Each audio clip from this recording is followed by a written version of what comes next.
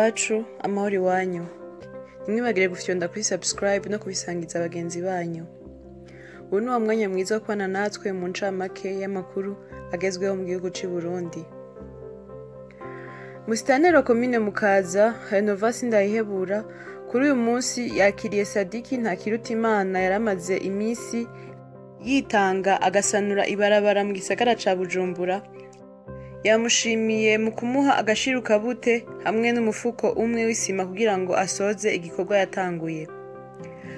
Mu rugendo yagiriye hariko harakorerwa isekeza ryo gupima abantu mugera wa COVID-19 kuri uyu wa gatatu, umushikiranganje wa mbere Alain Guillaume Bunyoni akaba yateye akamo abarundi kwitabira iryo sekeza, kubahiriza ingingo zashizweho no kwibuka kwambara udufukamunwa mu gihe bari mu kibanza kirimwo abantu benshi.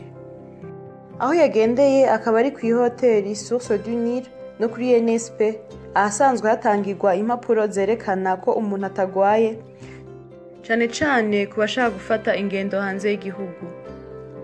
Umuyobozi w'ishirahamwe Regideso aho yaganira n'abamenyeshamakuru kuri uyu wa kabiri itariki 12/0 yamenyesheje ko Regideso yimukiye ahantu hashasha mu kugabanya ivyo gupanga amabiro amwamwe.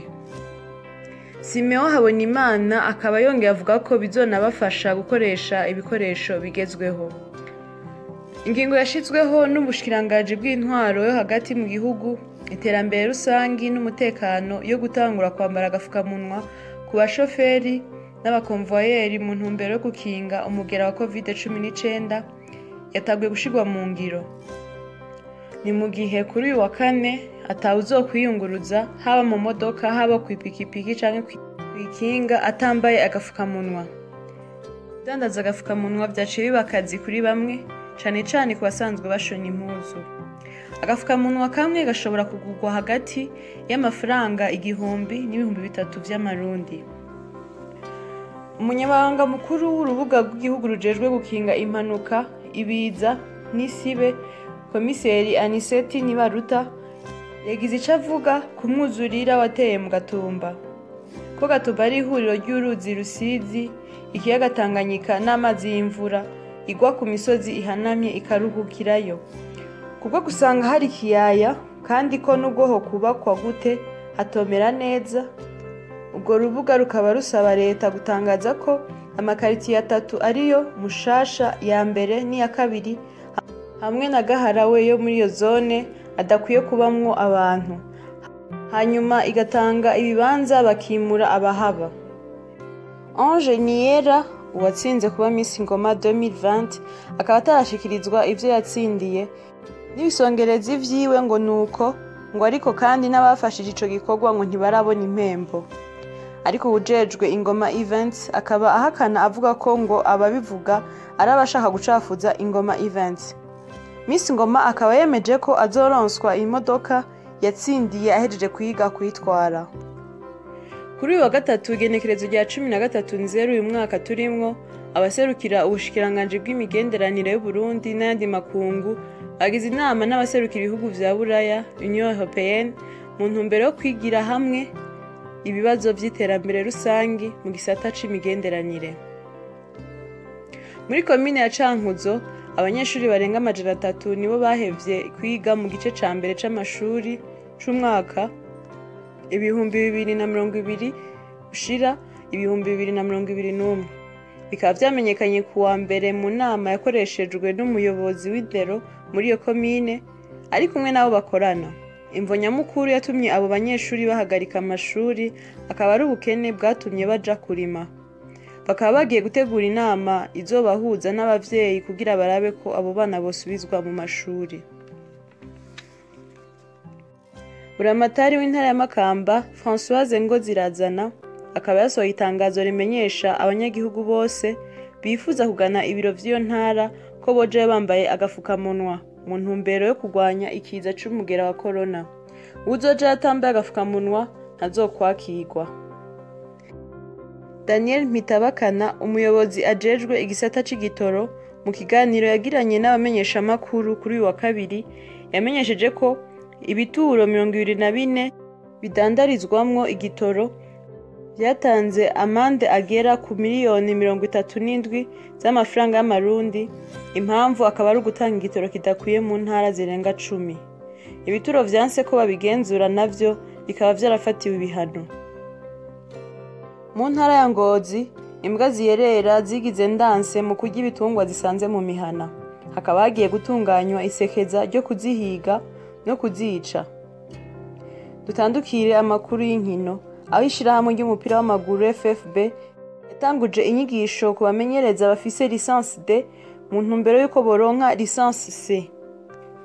Ivyo vyose ni mu ntumbero yo gushira mu ngiro umugambi wa CAF ko abana bato bafise impano zo gukina umupira w'amaguru bokura bakurikiranwa neza. Izo nyigisho zikaba zibera kuri Centre Technique Nationale mu Ngagara. Kuri uyu wa gatatu muri Club Ingo i Bujumbura, iyo shirahamwe nyene y'umupira w'amaguru FFB yashize ahabona imigwi izokina mu gikombe c'umukuru w'igihugu nuko izohura. Iyo migwi tukazobibamenyesha mu makuru azokurikira. Abasifuzi babiri b'abarundi baratowe kuzosifura mu mikino ya CHAN 2021 muri Cameroon. Abo nabo akaba ari Gato George na Ndabihabonimana Pacifique. Umusatirizi nimubona Emery Arias Kadogo asanzwe akinira umugwi serukiragihugu Intamba mu Rugamba, akaba yahora akinira umugwi wa Musongati FC, yuriye indege imwerekeza i Nairobi mu gihugu ca Kenya, aho agiye gusoza ibiganiro n'umugwi Sofapaka wo muri ico gihugu. Komiseri Jimmy Hatungimana, umukuru w'igisagara ca Bujumbura, yasohoye itangazo rimenyesha ko uwo wese yoba yifuza kwakirwa muri mairie ya Bujumbura abwirizwa kuba yambaye agafukamunwa.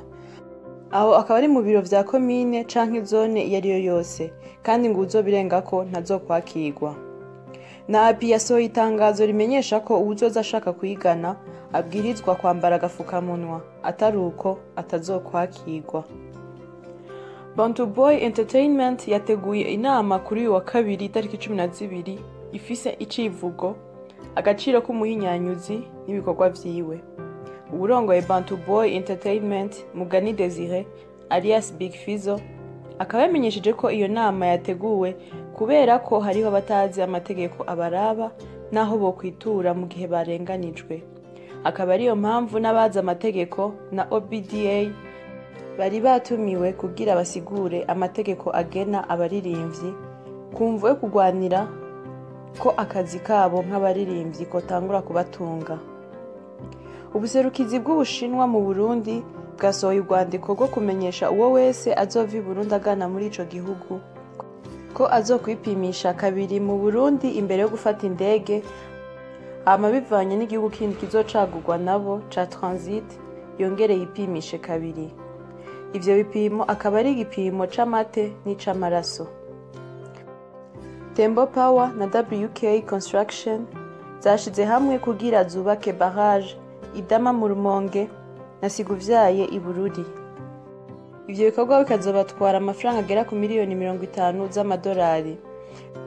Bikaba bitegekanijwe ko botangura mu mpera z'uyu mwaka mu gihe boronka uruhusha rwa leta. Mu ntumbero yo kubandanya gukinga irandagata y'umugera wa COVID-19, umuvugizi w'ubushikiranganji bw'intwaro yo hagati, iterambere n'umutekano Pierre Nkurikiye yashikirije ingingo zashizweho nyuma y'inama yabaye hagati y'ubwo bushikiranganji n'amashirahamwe yunguruza abantu. Guhera kuri uyu wa gatatu igenekerezo rya 13/0 uyu mwaka turimwo, abunguruza abantu mu mamodokari bazaba bambaye udufukamunwa co kimwe n'abakonvoyeri bafasha mu mabus. Abunguruza abantu ku mapikipiki nabo bategezwa kuzoba bambaye udufukamunwa na casque co kimwe nabo bazoba batwaye, kuko ngo ni benshi biyunguruza batambaye udufukamunwa batakaravye imbere yo kunguruzwa. Kubw'iyo mvo nta siguro n'imwe abunguruza abantu botanga yotuma ingingo zitubahirizwa. Yamenyesheje kandi ko amasengero abwirizwa gushira mu ngiro ingingo yo gusiga umwanya hagati y'umuntu n'uyundi, kandi ko bokongereza incuro basenga ku munsi. Ivyo vyose akaba ari mu ntumbero yo kurinda ikwirakwizwa ikiza c'umugera wa corona. Ingingo zikurikira: ubwa mbere, guhera ku munsi w'ejo igenekerezo rya 13/0 mwaka wa 2021, abakora bose mu gisata cyo gutwara abantu n'ibintu barihishije basabwe ko botangura kubikora bose bafise udufukamunwa. Guhera ku munsi w'ejo ni ukuvuga abatwara izo modoka, abatwara ayo mapikipiki, abatwara tukutuku n'amakinga byose basabwe ko ababinyonga guhera ku munsi w'ejo bazoba bambaye udufukamunwa, co kimwe n'abafasha babo, ni ukuvuga bamwe bita abakonvoyeri, bamwe bita abakokayi, bose bategerezwa kuba bambaye udufukamunwa guhera ku munsi w'ejo. Aho hakaba ari mu ntumbero yo kugabanya guhanahana uwo mugera hamwe hoba harimwo abawugwaye batarashobora kumenyekana. Ku bijanye n'amapikipiki bisabwe ko guhera ku munsi w'ejo abatwara amapikipiki bose bategerezwa kuba bikwije, kuvuga bambaye za nkofero basanzwe zibakingira hamwe nabo nyene bambaye n'udufukamunwa, co kimwe n'abo batwara. Kubera kuko abatwarwa muri ibi vyuma duhejeje kuvuga ubutumwa budashobora kubashikira n'ingoga, bisabwe yuko bobo bazotangura kwambara udufukamunwa ku munsi wa hirya y'ejo, kuvuga igendekerezo rya 14/0 umwaka wa 2021. Izi ngingo rero zikaba zisabwe kandi kubahirizwa mu gihugu cose. Ingingo igira gatatu ni ijanye n'ibibanza canke imanza zikunda guhuza abantu benshi. Aha turavuga cyane nk'ibi bikorerwa mu masengero, bisabwe yuko abantu bose babandanya basenga Imana, ariko ko mu kubikora bategezwa kwisunga nabo nyene izi ngingo zijanye no kurwanya kino kiza ca coronavirus, na cane ya ngingo yo gukaraba no kutegerana. Bibaye ngombwa bapfumbe batunganya amasengesho yabo inshuro nyinshi kugira ngo haze haraza bake kugira bubahirize irya ngingo yo kutegerana. Izi ngingo zose rero ko ari zitatu zihejeje gufatwa, abajejwe intwaro n'abajejwe umutekano, abapolisi bakaba basabwe guca bazubahiriza ukunyene zishikirijwe atana kimwe bakuyemwo. Tugasaba kandi yuko umuntu wese atazozubahiriza azoca afatwa ashikiza ubutungane kuko azoba ari umugarariye. Mu rwandiko yarayasohoye musitanteri wa Mukaza Renovasi Ndayihebura yagabishije abo bose bubaka amakioske mu bibanza rusangi no hejuru y'imiserege itwara amazi yo muri iyo komine ko bobibomora mu gihe ntarengwa c'imisi 5. Batabikurikije bazocibwa amande, banabomoregwe bace bariha n'amafaranga azoyakoreshejwe mu kubomora. Mu Gatumba komine Mutimbuzi amazi y'uruzi Rusizi akaba yarasuye gutera imihana. Bamwe mu bahaba bakaba bamaze guta inzu baromoka kuko hariho abamaze kwicwa n'ingona n'abakomeretse. Abanyagihugu bakaba basaba ko urwo ruzi rwo kubakirwa ayandi mazi nayo agahabwa inzira iyajana mu kiyaga Tanganyika, kuko n'ibitaro vyo mu Gatumba vyatewe n'umwuzurira, ibikorwa bikaba bisa nk'ivyahagaze. Kw'ishuri Ekofo Mushasha ya 2 naho utuzu twa sugumwe tuguma twuzura bivuye kuri ico kidengeri c'amazi. Umushikiranganje w'amagara y'abantu muganga Tade Ndikumana arahumuriza abo bose bagifise amakenga yo kuja kwipimisha bakahandurira ko ibibanza vyagenwe gupimiramwo biri kwavyo, ibibanza birimwo abariko barakurikiranwa bikaba ukwavyo, n'ibibanza vy'abari muri quarantaine bavuye hanze biri kwavyo. Yamenyesheje kandi ko hamwe bo kwitabira isekeza ryo kwipimisha ku bwinshi mu kiringo c'indwi imwe gusa hoba hamaze kuboneka aho ubwandu bwoba bugeze.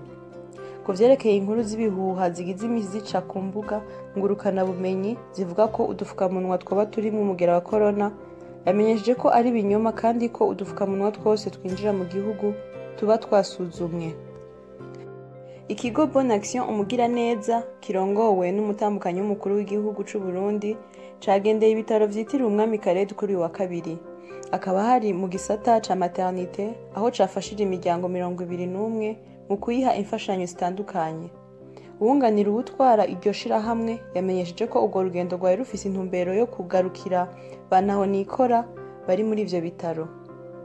Kuri wa mbere urongoye komine Gitega Jacques Nduwimana afadikanije nabo mu biro vy'intara n'abaserukira ubushikiranganje bw'ubudandaji bakoze igikorwa co kugenzura utubare tumwe na tumwe n'amadepo aranguza ibinyobwa vya Baudi mu gisagara ca Gitega mu ntumbero yo kwiga ku bijanye n'iduzwa ry'ibiciro ry'ivyo binyobwa ryatanguranye n'imisi mikuru tuvuyemwo.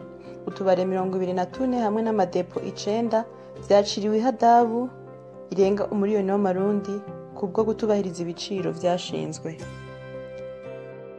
Bamwe mu banyagihugu bo muri komine Bugendana nabo basanzwe barimira mu mwonga Kagogo babaye barahagarika kurima umuceri kubwo kutakironka amazi bivuye ku rugomero rw'amazi avomera indimo z'umuceri kwabomotse haciye umwaka. Mu bushikiranganji bw'ibidukikije, uburimyi n'ubworozi bakaba baremeye kugenderera uwo mwonga kugira ngo barabe icokorwa. Iyi ikaba yari incamake y'amakuru agezweho mu gihugu c'u Burundi. Mwakoze mwebwe mwese mwaduteze yompi, ntimwibagire gufyonda kuri subscribe. Murakoze.